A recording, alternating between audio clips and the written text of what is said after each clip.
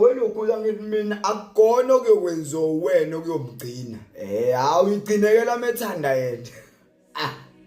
Hayi hayi no ngithi mina ngisho iqiniso lakho ngeke limgcine. Akukona ukuthembeka kwakho kumenza agcineke ukuthi yena uyathanda yini noma ukuthi yena lento yenzayo akukona okwenzayo okumgcinayo yilokho yena akucabangayo ukumgcina ungenza konke.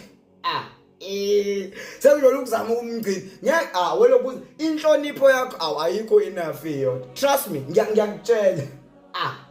Ngithi mina akukona ukuthembeka kwakho neqiniso lakho oliyomenza ukuthi ame nawe kodwa kuyomenza ukuthi ame yilokho yena akucabangayo nakwanzi. Sometimes ukwenza konke ucathi wenza kona kanti awenzi wena lokho akudingayo nakucabanga uyibuza ukuthi hawu mfethu ngento encane kanje iyona ebalekile kuyena.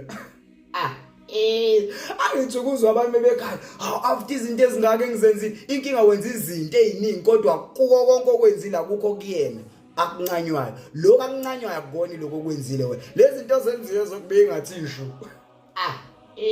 Niyakona ufuna umbhejazana ubulala abantu wenze kodwa into ocathi kuwena iyikona konke kanti kuyena akukho kona konke lokho kwenzile.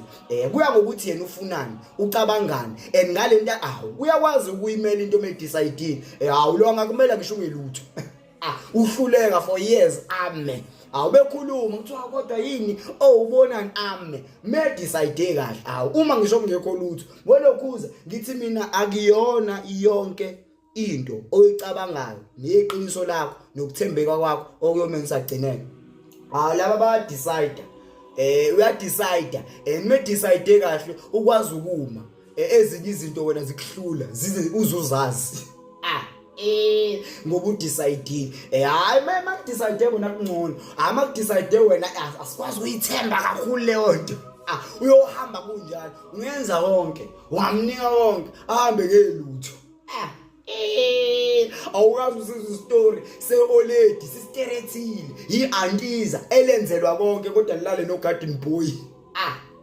Kuyenzeka akukona okwenzayo noma ungamnika a luxury life ume decide nje ukuthi short left and lezi zinto ezibalekile kuwena yena sike ngabaleki uke lokho kuncane noma ubone ngathi kuncane kuyena kube kukhulu kube kuyabaleka kuyena. Hayi abantu abanjalo nje kube kumele kube yinhlanhla ukuthi uyena oncane wena kakhulu okunokuthi kuba uwena othandayo nakho. Kuyagulisa ke lokho ukuthi kuba uwena othandayo nakho futhi uwazi ukuthi uthando lwakho lulilodwa is not enough ukumgcina ngisho imali yakho.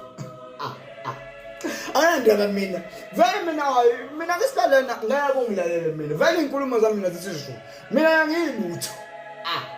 Kodwa ngiyakutshela mina imali yakho nezinto zakho hawu laba bakwazi ukuhamba ngisho uyimali kwesinye isikhathi ukwazi phela mina mfethu angifuni mfethu ukukhuluma into enzelwa yonke into.